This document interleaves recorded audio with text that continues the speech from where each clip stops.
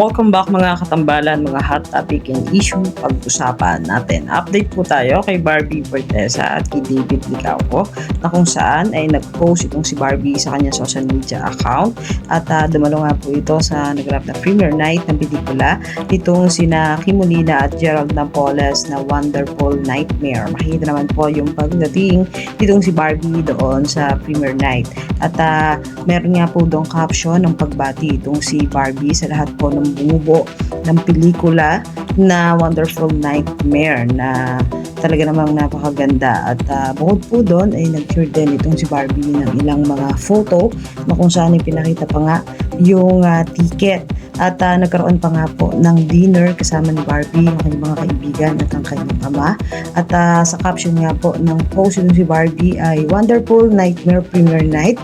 I feel good movie na tatawa ka, iiyak ka, pero sa huli puno ang puso. Congrats Kim Molina and Gerald Napoles. Pinost nga po ni Barbie sa kanyang social media account. Samantalang si David Licauco naman po ay nag-post naman na nasa sasakyan itong si David at may na-caption pa nga po na Alberto. Kasama naman itong si David yung mga cast ng Never Say Die na kung saan po ay meron nga pong taping.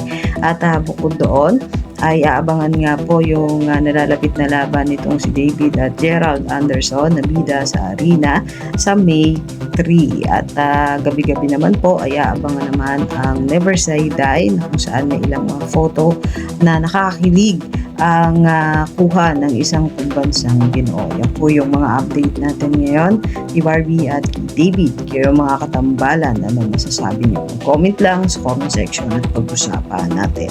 Yan ang mga hot topic and issue dito lamang sa Tambalang JK.